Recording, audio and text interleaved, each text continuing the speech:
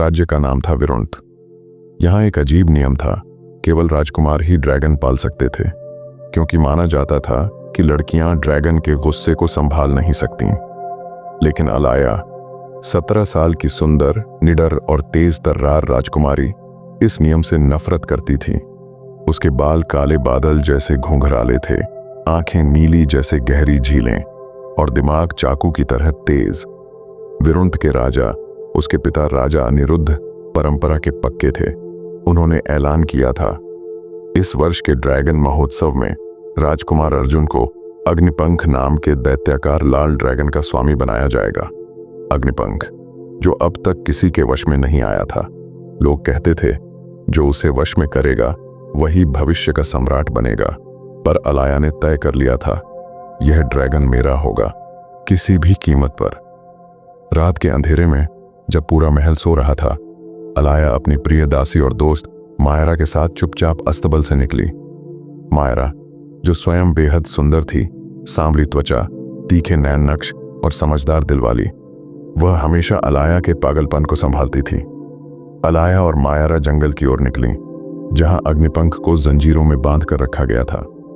लेकिन कोई उन्हें नहीं बताता था कि अग्निपंख सिर्फ एक ड्रैगन नहीं था, वह जादू से शापित था। जिसने भी उसे वश में करने की कोशिश की थी, वो या तो गायब हो गया था या पागल। अलाया ने उसे देखा, लाल चमकती आंखें, आग जैसे चमकते पंख और लोहे की जंजीरों को तोड़ने की कोशिश करता हुआ दैत्य। पर जहां बाकी लोग डरते थे, अलाया मुस्कुराई। डर उसे चुनौती देता था। अलाया पहली बार समझती है कि असली ताकत बाहरी शक्ति में नहीं, अंदर के धैर्य में है। मायरा, जो हमेशा चुप रहती थी, इस पूरी योजना में बड़ी भूमिका निभाएगी, लेकिन उसके अपने भी राज हैं। अग्निपंख, जिसे सब जानवर समझते हैं, असल में एक बुद्धिमान प्राणी है जो खुद भी आजादी चाहता है। रास्ता सीधा नहीं है, महल में षड्यंत्र पल रहे हैं। राजकुमार अर्जुन को शक हो जाता है कि कोई उसकी जगह लेने की फिराक में है।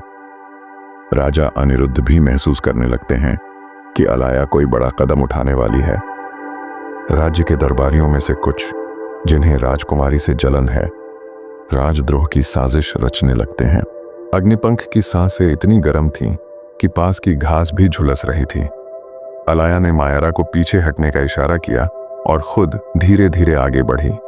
उसके हाथ में एक चमकता हुआ नीला पत्थर था, संयम रत्न, जिसे वह चुपके से महल की गुप्त लाइब्रेरी से चुरा लाई थी। कहा जाता था कि यह पत्थर डर और गुस्से को शांत कर सकता था। अलाया के कदमों की आहट सुनकर अग्निपंख ने फुफकारते हुए सिर उठाया। उसकी आंखों में सिर्फ क्रोध था और दर्द। तुम जानवर नहीं हो, अलाया ने फुसफुसाते हुए कहा। मैं तुम्हारी दुश्मन नहीं हूं। पर एक तेज दहाड़ से जवाब मिला। अग्निपंख ने अपनी जंजीरों को झटकते हुए जमीन में गड्ढे बना दिए। मायरा चिल्लाई, अलाया वापस आओ। पर अलाया रुकी नहीं। अगले 3 दिन अलाया हर रात जंगल में आती रही। वह अग्निपंख को खाना देती, उसे बात करती, उसकी कहानियां सुनाती, राज्य के बाहर की बातें, तारों की बातें, सपनों की बातें। धीरे धीरे अग्निपंख का गुस्सा थमता गया। उसकी आंखों में एक नई जिज्ञासा थी, पर यह आसान नहीं था। एक रात अग्निपंख ने उसे अपनी आग से जला देने की कोशिश की। दूसरी रात उसने उसे अपनी पूंछ से झटक कर गिरा दिया। मायरा बार बार उसे मना करती, यह मत भूलो अलाया, ड्रैगन कभी इंसानों पर भरोसा नहीं करते। लेकिन अलाया जानती थी, भरोसा एक दिन में नहीं बनता। उसने अपनी कमजोरी दिखाई। उसने अपने घाव अग्निपंख को दिखाए। उसने बताया कि कैसे राजमहल उसे एक कमजोर लड़की मानता है, कैसे उसे हर बार साबित करना पड़ता है कि वह भी किसी लड़के से कम नहीं।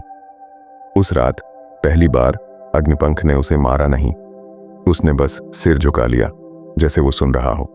पर मायरा भी बदलने लगी थी। वह परेशान रहती थी। वह जंगल से जल्दी लौटने की जिद करती थी। और एक रात जब अलाया अकेली पहुंची, मायरा कहीं गायब थी। अलाया को नहीं पता था, मायरा के पास एक भयानक रहस्य था, एक ऐसा राज जो उनकी दोस्ती, अग्निपंख और पूरा विरुंत राज्य सब कुछ बदल सकता था। और दूसरी ओर राजकुमार अर्जुन को भी शक हो गया था कि किसी ने अग्निपंख के पास पहुंचने की कोशिश की है। अब वो भी रातों में जंगल के आसपास चक्कर लगाने लगा था। खतरा बढ़ रहा था।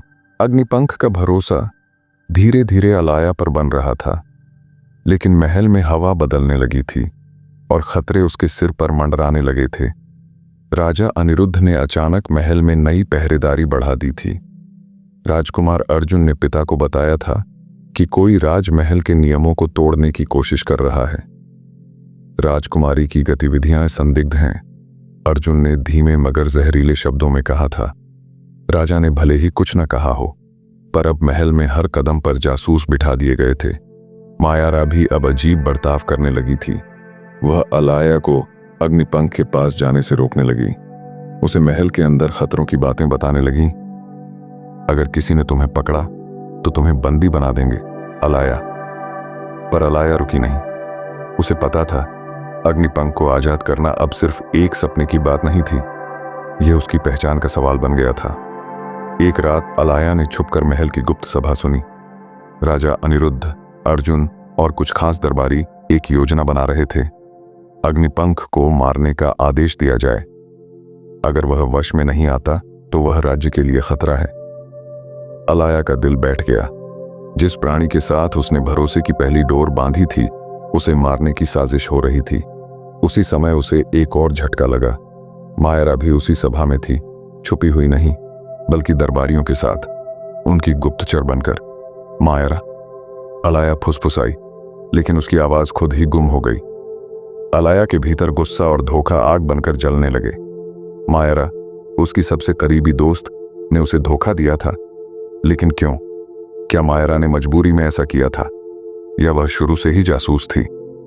राजकुमारी के पास अब विकल्प कम थे। या तो वह मायरा पर भरोसा करे और समझे सच क्या है, या फिर अकेले ही अग्निपंख को बचाने की तैयारी करे। इस बीच अर्जुन ने अपने सैनिकों के साथ जंगल को घेरने की तैयारी शुरू कर दी थी।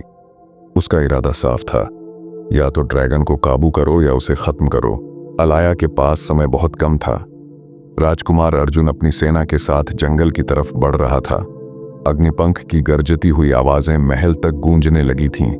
हर कोई मान रहा था, अब या तो ड्रैगन मरेगा या फिर पूरा राज्य जल उठेगा।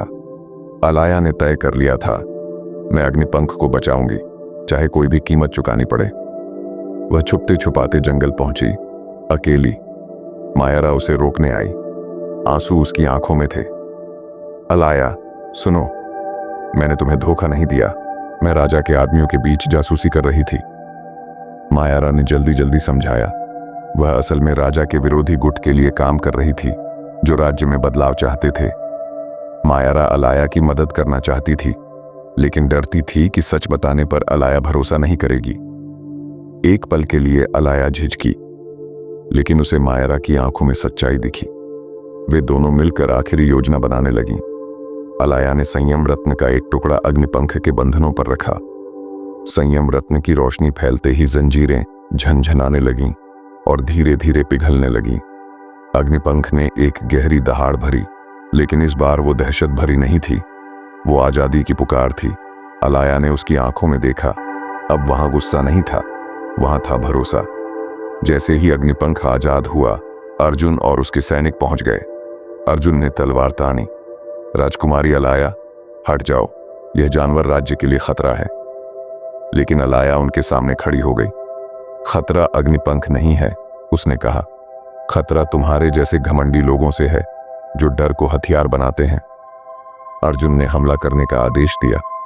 सैनिकों ने तीर चलाए, लेकिन अग्निपंख ने अपने विशाल पंख फैलाकर अलाया और मायरा को ढक लिया। उसकी आग ने तीरों को भस्म कर दिया। अर्जुन खुद तलवार लेकर दौड़ा, पर अग्निपंख ने सिर्फ एक ही फुफकार भरी। अर्जुन का घोड़ा बुरी तरह घबरा गया।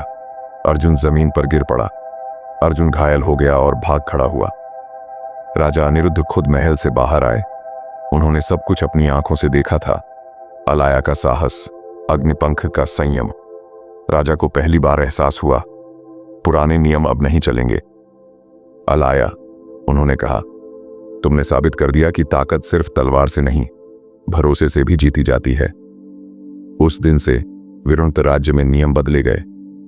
अब लड़कियां भी ड्रैगन पाल सकती थीं। अग्निपंख अलाया का आधिकारिक साथी बना।